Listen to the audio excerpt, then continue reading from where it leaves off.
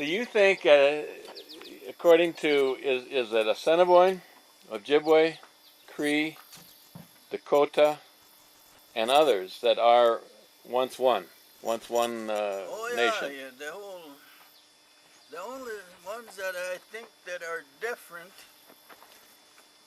is the Sarcee. Sarcee and Denny. Now where are they? Well, Denny is up north and Sarcee is right in Calgary. They're not part of Navajo. Ah, They can understand each other. Navajo, when the Indians were Dakota people, went south and met this Navajo. They were little people, they called them. Little dark people. And Navajo, they have a name too. So this is how I know that not too many tribes are different. They're mostly all come from one, Dakota people. Dakota people, there was only one language here many years ago. But today there's all different languages. You take the Rigraw and Pawnee, they're Dakotas. Rigraw to talk Dakota. That's another one too that pulled out of Minnesota when there was that smallpox. that'd have been 1837 then. Yeah, The last. smallpox. That was in Minnesota. Eh? Yep. I don't know what year, but I always hear about 1837. Yeah, that's when Chief Wabasha, what the documentary we're doing down in that southeast Minnesota with Chief Wabasha 1, 2, and 3. 2 died in 1837 during that, and over half of his Mdewakanton troop or band. Yeah. They died during that. Yes. They said the white man brought Oh, there's no doubt. blankets. Yep.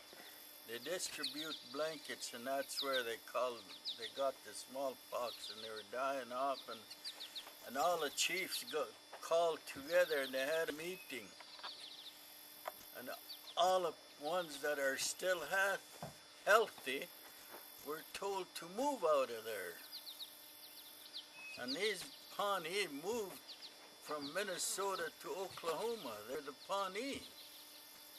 Many years ago, this is what I heard. So the Pawnee were in Minnesota at one time too. Yeah. Interesting. Yeah, and then that's where the Rigraw come from. The old man, Levi Waters, used to come here any time. In the winter time, summertime, he used to come and stay here 2-3 days and go back to White Shield. Any time. I used to travel with him. He was a lot older than I am. Mm-hmm. He died in 1973, I think it was. Ah. I remember that. And he told me that Pawnee in Oklahoma had 12 medicine bags. There were bags, I seen them. The Indians had them. They're full of medicine in there. And he said they had 12. They kept 4. The Pawnee kept 4. 8 come north. And then they settled south of Mandana. You know them big huts they built there. Mm-hmm. Said they were there, and then they moved into White Shield. And they still had 8. So another bunch settled there with 4 medicine bags. The other 4 came north. And he liked to find out where they are. And I told him, I said, I'll try and find out. But just as I found out that there's a different tribe way up north in Saskatchewan, but along Manitoba line, I was talking to an Indian from up there, and he said there's a tribe there talk totally different language. Nobody can understand them. So they must be the one. Because their language is different, they're Rikra. But in the first place, they were Sioux. And it changed over time. Yeah. Now, did you ever hear of the Mound people? What? The Mound people that came up the Mississippi River. That was the early, before they say the Dakota and the Ojibwe came to that area. They had, maybe 1400, 1500, I don't know, it was way back. And they lived in the mound. They would build the mounds, and that's how they, along there usually, I guess. And no, I never heard that. I never heard anybody mention that. I was always curious as to what nationality they would have been. As I say, they were all come from Dakota.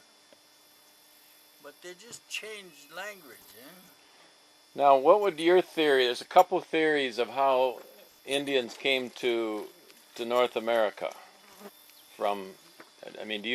What's your theory on that? Because some would say they came across the Bering Strait and came down from Alaska. Some would say they came across between, at one time there was a land strip between Africa and South America. And some would say they were always here. What would your theory be? Some come from Mexico. Yeah. And some come south America. And they're the people that are really dark and they look kind of purple. I guess you noticed that. Yeah. And Mexicans are a little different from them. The color, but pretty hard to tell. And some come through the Strats over here. That was all in one time. That's where the buffalo come through. And you can tell the ones that come through there. Right to this day. The buffalo you can tell? No, they're the people. Oh, the people. You can look at them. You can figure them out. Eyes? No, you look at them, you know. Okay. They look... Chinese people used to say there's a lost tribe years back. And they thought it's the Sioux people here. That's what they think right to this day. The lost tribe was the Sioux people. Yeah, they think that's the ones that become Sioux in North America here. Ah. There's a lost tribe over there. Interesting. So they come across and they settle over here. And some say they're Mongolians. We're Mongolians. Well, maybe some are. But they don't look too far different from Dakotas. But this other tribe, they're talking about Chinese lost tribe, and they think they're over here. And they said they are. You go to Powwow today and you look around. You see some real dark people. They come from over here. And Mexico, they're big husky guys, but the color's a little different. And you look at the ones who come from over here.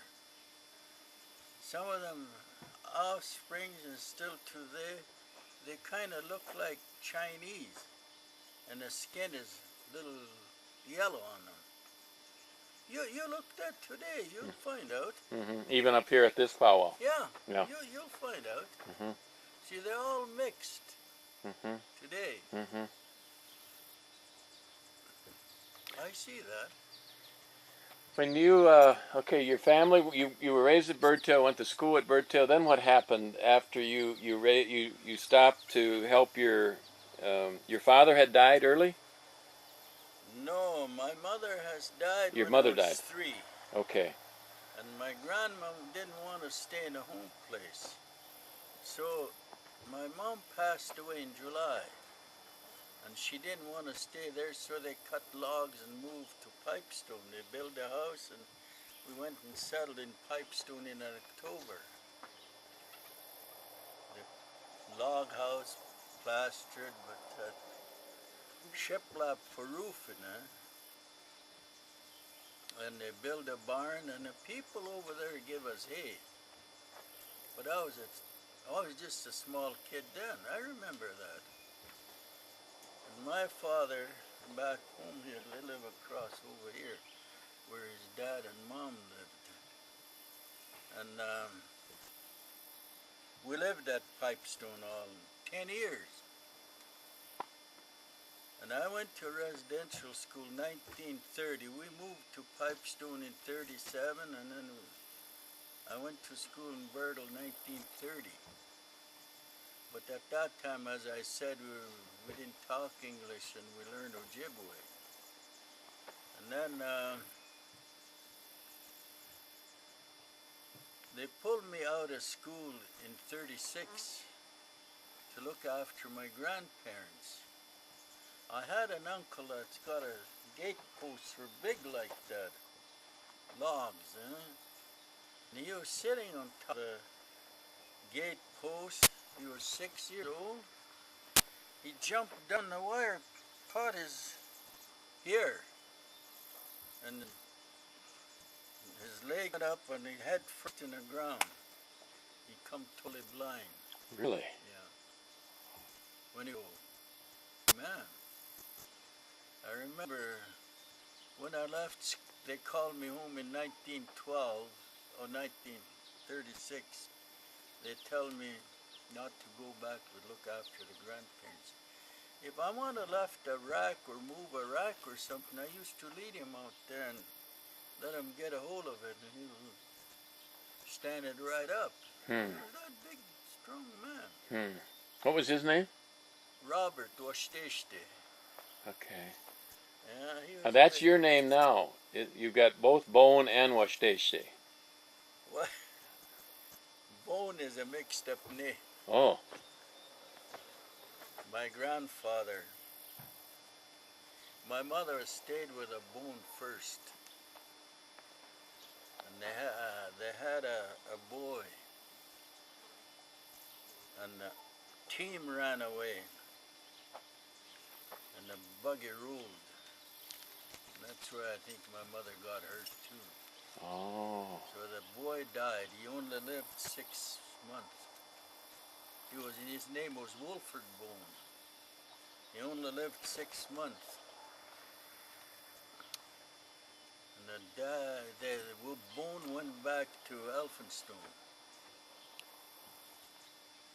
And then my mother remarried to this Pratt here, and that's where I come from. Oh.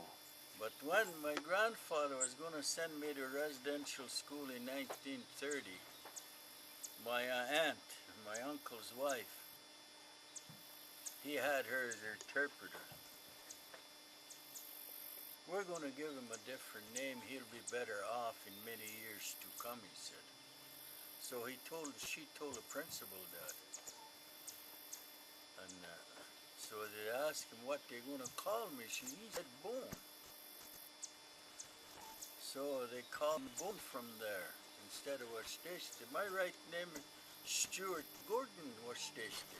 I got my grandfather's book here. Ah. The rest of us there. But it's getting so old, it's getting rotten now. But you can see it. We should get some copies of that before it goes in there. Yeah, well, I'm thinking about that. Get somebody to do some Yeah. copies on. But there's the code language in there that I couldn't read. They're all letters are all one, so it's pretty hard to read. Really? Yeah. And what was that like? Your dad's? Did he keep diary? Did just pertinent No, information? that was the mother. That was your mother. Yeah, that was the mother. What kind of stuff? Is it just the important dates and stuff, or was there a diary with notes too? My grandfather, his age, my grandmother's age, and the first son they had was Alec Mudd Washichuna, and his age, and so on, the sisters. And my mother was the youngest of the family. And they lost some in between. And then Alec, his son, come in there, and his daughter, and so on, and then their grandchildren. So when my mother died, to school, I carried a different name because he said I'm going to be better off than anybody. I didn't know what he mean by that, but I know what he mean today. See, if I carried that name, I'd be a treaty Indian. I have more rights. See, a Sioux is called a refugee in Canada. I said that at the meeting. I said, we're not refugees. You are. We're North America in all our lives. I said, there's only one language at that time, is the Dakota language. And all these other tribes come from Dakota. I'm talking about 1400, I said. They didn't know what to say. Who did you? Affairs, when we're with self-government in here. The lawyer was laughing. Indian Affairs, they just their heads and sit there. I said, today we have no rights. I said, we're under the Indian Affairs. Well, they never want to say anything when I start talking like that. And the lawyer told me, he said, when you talk about history, he said, them guys don't know nothing about history. Yeah. But in a self-government, they said if we ever become self-government, we'll be dealing under Canada and Cuba. So we can deal directly with Canada instead of the Indian Affairs, and then from Indian Affairs to the government. So we're, Is that what you'd like to see? well, I like to see a change. I like to see a change that we can own our own land. So I like to see some changes. We need a lots of changes. We need employment. If we become self-government or whatever we are, we should have a title to go and get jobs in Brandon. If they don't give us a job and they still want to hire people, we'll have a place to go and report that they didn't want to hire us. For what reason? It should be open, same as a white person. Unless I'm not doing my work right or missing time and stuff like that, they can let me go. They can't, how in the hell did I just forget the word now? I'm getting old now and getting kind of, You're doing very well. yeah. You're doing excellent. Much better than me. You're doing very well. Yeah. Yeah, we should be able to get jobs like that where they can move us. But I don't know. We should be equal with everybody and our rights and everything. This is what I want to see. And what I said at the meeting here one time, I said we got two schools, one up in the hill and then there's one resource building. I said you should train them to manage. That's the most important thing. That's what we don't have. That's a problem with Indians long ago, I guess. That's why they have a chief and they follow the chief. Because the chief is the most, he can think. He knows when you're going to move to another hunting area where there's good hunting. He knows that, so it can move his people. But some of them can't seem to think of things like that. And there's still some like that. We have a poor management. That's what we have. We need to upgrade ourselves in managing. Even council. Chief and council, we have that in there too. We always have somebody in there that's like that. And some of them think too much here. Yeah. Yeah, money gets to be the... Yeah, they don't care what goes on as long as they have that money, they're happy. Yeah, management is the thing we need. Don't matter where, you can look around. I look at Pipestone, same thing, across Canada. Yeah. I seen it that way. Government gives us millions of dollars and come here. What do we get out of it? I never get nothing. When I first moved here in '59, I got Bob to dig that well, and I was working out. And he was going to school at Kenton. And he was only about 59, he was 11 years old. I took one straight shovel like this one here, and I marked it. You dig there. We'll have a well here. You come home from school, you dig. And I'm working out in the farm. So we started that. We hit the water. We finished it. How far down? What? How far did you have to go down the water? About 12 feet. That's all? Yeah. So he was in there and I used a pail and got the water in there. And then I bought some colts from a PMU started. About 5 of them. I raised them. That was my first barn over there. It's falling down now. That's where I had the colts. I feed them in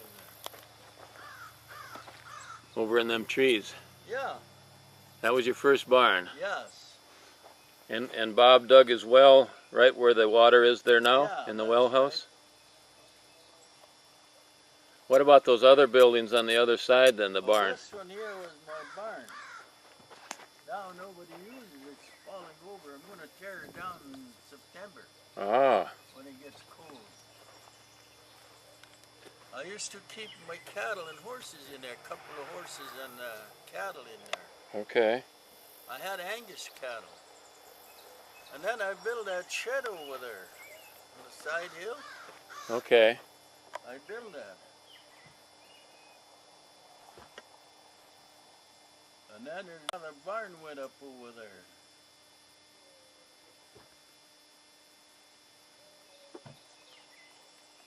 Then I built a shed. I used to keep my weanlings in here. Okay. Imagine you had to have sheds as cold as it got up here for cattle, though, didn't you? Almost have to. Yeah, well, many years ago, the farmers used to have their stock in the barns. They were never outside. They were fed inside the barns. That's why you see these great big round barns Yeah. with lofts. Yeah. There used to be a lot of work, but around Baylor come, when I had cattle, I feed nothing but just hay and water and salt. I don't feed, just the horses get a little grain. See, this is where my weanlings were. I used to feed them chop. I had some grain. I had a combine and swather and everything. But my stock was all right. I got pictures in the house. I'd like to see some of those. So you started out with Angus, Yes. then you started crossbreeding, or what did you got into? Then I bought a Charolais bull from March Winter Fair. Ah, I bought a Charolais bull for $2,600, and he was a show bull, well broke, lead and everything. I selected that one. At that time, Charolais were coming in and Simmentals, and they were having a lot of calving problems. Yep. Yeah. we had the same thing in Minnesota. Yeah. We had Angus and Hereford, and then we brought in a Charolais bull to breed those with. Yes. And what a cross that was! I mean, they gained. It was buyers couldn't get the cat. We just feed them out to 400-500 pounds, 600 pounds, and the feedlot people would take over, and Yes. you'd have people bidding after them. Yeah. But my dad didn't want a Charolais at first. I was off to school before I went in the army, and I had a friend that I started looking at them Charolais. I said, "Man, we got to get this in our herd." "Oh no, we don't. We just got Angus and and Hereford, that's okay. And well, so we tried one. We tried the Hereford or the Charolais bull and one Charolais cow, and started breeding in. And my God, those cattle took off so much faster than the other ones. That so you did the same thing up here. Yeah. Well, I selected the Charolais bull. There's 19 of them. I went there to buy a bull and I'd look them over and over. Oh, some were 2 years old. They must be standing that high. Oh wow. Oh, they're big. Big legs on them. Head about that long on them. Yeah, yeah. And about that wide. No, I didn't want them. So I looked over smaller ones, and the one I bought looked something like a Angus bull. Ah. Small head, but good muscle, neck, not too wide. I select him. And I got a white person at Farmer Advisor to bet on him. Said, I don't want to bet on him, you bet on him. I said, how much you going to pay? I said, about around $2,500. I said, all right, but some of them great big Charolais bulls were going around 48, 45, huh? Really? I didn't like that. They must have a lot of calving problems there. Yeah. So when they brought him up, I know the number, he bid on it. We sat out till we got 2,000, then he started bidding on it. And another guy bid 2,500. And he asked me, he says, you gonna bid? Yeah, go up to 3,000. All right, so 2,600. Nobody else bid, so I bought him. And I crossbreed with my Angus. No calving problem. Really? Yeah, no calving problem. It's good. Yeah, I had cross. Real good calves. Is that some of the same stock you got here now then? No, this is... Oh, that's a lot of trust. Yes. Now, were there many, there weren't many Indians that were trusted like that. You must have been quite not. unique. Mm-hmm. How many, when you were farming, there are hardly any, we were talking about that the other night, there are hardly any Indian farmers anymore. At that time, were there many Indian farmers? No, not. But, So you were one of the only ones that was farming. White Clouds and these here. Wabadiska. Okay. And Marshall Taylor. And there's my little brother, I call him. He's my cousin, my mother's older sister's son. Tatchin. Tatchin, okay. He was farming. And I started off some of them when I was on that agricultural board. But they went haywire. They didn't pay their bills. And they sold everything. So they still owe money. Ah. Some of them way over $100,000. They owe you that? No, the Indian agriculture. Oh, Indian agriculture. Yeah. I was on the board there. Was that for Manitoba? Yes. Okay. Manitoba Indians. So is that board dissolved now? It's no more? No. Is well, there? I still have kind of one, but I don't know how big Bob knows that. Is that the one that Bob's on that committee now? Yeah. Okay. He's on there. He started it up again. It was dissolved, but he started it up again. Okay. And how many members were in that? What do you mean? How many members? It was just a board, and then how many people did you govern, or how many people was there a membership? Oh, Indian membership? 4 of us natives in there. Okay. And there's 3 non-Indians in there. And Oh, so you had one both. Indian agent. Oh, okay. There's 8 of us. Okay. And that was it just trying to control Indian farming, or was it also white farming? No, just Indian. Just farming. Indian farming. Yes. And how many Indian farmers were there in Manitoba at that time? Oh gosh, I forgot that already. Hundreds? There's still some farming. Was there 100 or 200? No, Not that many. no, not that many. It'll be around 40 to 50. Is there less than that now? Yes. There's some good farmers around Peguis area yet. Some good farmers there. But we're way less than that. We had some farmers in Burkhill too. And there was one at that time at Pipestone was Tom Sandy. He passed away now. When I was on board. And there's Larry McKay and his brother, and there's a few of them tried it, but they went under. That's a management problem there. Yeah. And according to what what Indian people have told me in a number of cases is there wasn't the support or the opportunity to get loans and stuff like that. Well, at that time there was. There was. There was, yes. No problem there. If you have the right person on board that can work with these. Yeah. Yeah. Yeah. That's how come a lot of them Dakotas got loans, because I was on a board, that I had confidence in them. Were you the only Dakota on that board? Yes. And the others were like Métis and Ojibwe or something? Or? No, Ojibwe, no Métis. No Métis. No. Métis wasn't involved in there. But that's how come I got my land off the reserve too. Okay. Through the loan, Okay. So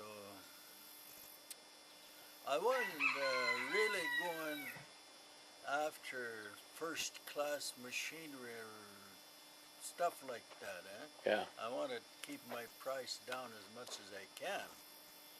But I look at these things that maybe they're old, but they'd last for quite a while. Yeah. And if I have a breakdown, I fixed it right away, have it ready sitting there. If I need it, I'm gone. Yeah. Yeah. That's the kind of a person I am. Yeah. That's why my dad was too. Yeah. He never bought anything new. Yeah, that's Always right. fix up the old and never went in debt, you know, like some of the big farmers would get that big. And there's $150,000, $200,000 tractors and combines now. Yeah. Way more than a farm. Yeah, I wouldn't buy one of them. God. Incredible. 80 to 100 horsepower tractor, Yeah. still good yet. Yeah, right, right. Yeah. Yeah. I see a lot of old tractors in the States going yet good. Yeah. Just a few big tractors, Yeah. four-wheelers and Yeah. stuff like that. I noticed that. Yeah. We went through Montana there a year ago, April. And then in 97 we went through too, and down in that area, the southwest corner of Montana, oh, you see a lot of old tractors still going. Yeah, yeah. And machinery sales, wherever they're selling tractors, you see a lot of old good tractors sitting there. Yeah. Yeah, I said to the wife, I said, if I was farming, I'd probably come and buy a tractor over here. Over here, yeah. Yeah. That's where they make money. Yeah. How can you make money when you're having $2,000 tractor, four-wheeler, big tractor? Yeah. Then there's machinery and then a big combine. Yeah. And the prices are the same now as 40 years ago Yeah. for your corn and soybeans and all that stuff hasn't went up any. That's amazing. Yes. Yeah. When I was farming, I wanted to get into everything. I wanted to be like equal with a white person. And I did. It sounds like you did. I did. I did what I wanted. But there's things I found out in there, the taxes. Here we were no tax here. But out there, income, bills, whatever I made on one side, 2 envelopes. If I go and get a tractor fixed or something, my bill go there. What I make goes over here. Keep track of that. Then there's taxes. And I'm allowed so much a year. If I make a way over above that, if I don't buy anything, it's going to go for tax. I found out about all these things. Now, did you have to pay taxes here? Not here. On the reserve? No. No taxes No. here in Canada. Supposing I go and buy a new car in Brandon, and they deliver it here. If they come and deliver it here, I don't have to pay taxes. Oh, really? Yeah. That's interesting. You So- didn't know that? No, I didn't know that because I don't know if that's the way it is in the States or not.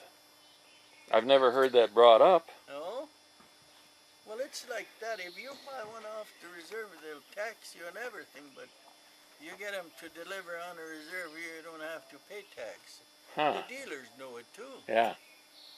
That's interesting. Well, you tell them, you deliver it and don't have to pay tax. All right. Well, they know it. They don't have to deliver it. Yeah. They say they deliver it, and then they give you a key, you drive it home. Yeah. That's right. All under the table Yep. thing. Yep. Well, I guess worse things are done than that. So, Yeah. but so what do you see with the future of Indian farming? Is it pretty bleak? It is. Well, that's the problem. Part of the problem I was saying here a while ago. The management, Mm-hmm. or we're not thinking ahead far enough. Just one day at a time. My planning was way ahead of me all the time, about a year or maybe 2 years down the road. When I first moved here, I had my set of harness and a neck yoke. I still have my harness at home. 2 sets, breeches, neck collars, and the only thing I haven't got is the lines. The reason why I didn't have my lines today, my grandsons were teenagers and they cut them up for riding and using them for. Oh, wow. Wow.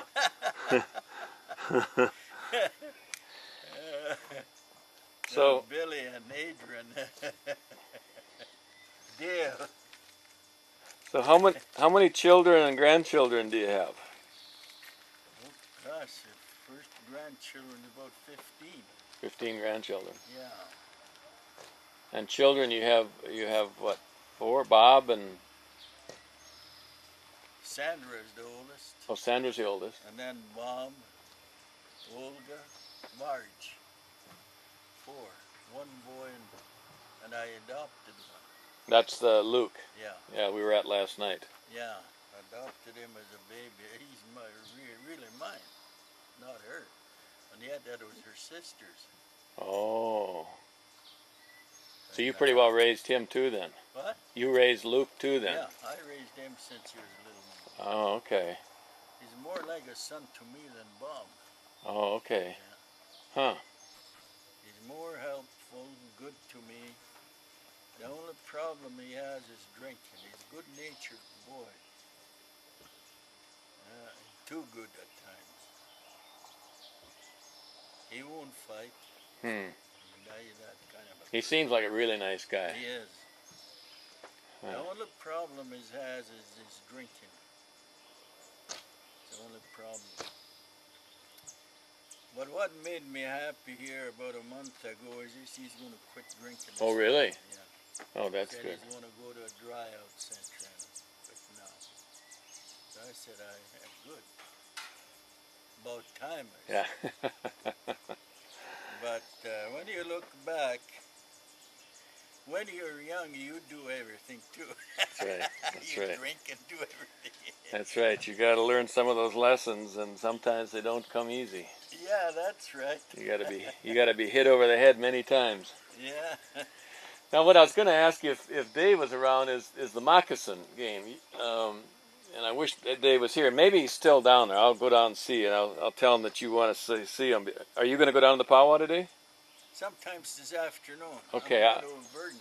You're gonna go to Verdun? Yeah, I gotta get some medicine for that horse. Oh, okay. Well, I won't hold you, but a little bit on the moccasin. The history of that, according, and then we started talking about that at Bismarck. What's where the Dakota have played it for a long time, Yes, and it's a Dakota sport, or yes. they started. They carried that on. What do you know about that history? Some places it's bad and some places it's good. It depends how bad you want to win it. Uh-huh. You bet everything, but you still lose. I even heard of a person say they bet their wives one time. Wow. And maybe they wanted to lose, huh? Maybe. Things like that. They lost their teepees or their horses and stuff like that. Yeah. So did you play that? According to Bob and others, that it was banned. I know in the United States for a while. It was banned in here in Canada too, from Indians playing it. For us, yes. And did you still play it during that time, or on the Someplace, a house way back here, someplace. Yeah. There used to be houses back there, and there used to be an Eastman lived back here, down there, where them hills west there, about quarter of a mile west there. He Eastman? used to live there. That the Eastman down at Sisseton? Yeah, his Like- uncle, I guess, Frank Eastman. Frank Eastman, Old Frank Eastman. Oh, he's tall and like him too. like Emmett. Yeah, Okay.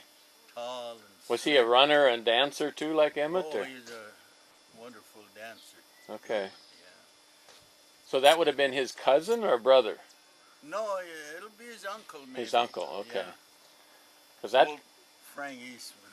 that's quite a famous name. The Dr. Eastman and all that goes all the way back. One of the first Indian doctors, and the artist Charles Eastman, or Dr. Eastman, I guess it was. Yeah. But moccasin. So you would play as a kid? Did you still play? Oh, they were playing way before that. As a kid, I used to go and watch them. But them old guys, it's different, a little different today. Here. Mostly here today. They were smart. Or it was mostly in the head here Yeah. today. So they use more smarts today than they did then. Yes. Okay. And You gotta figure out the guy, you know what he's doing. yeah.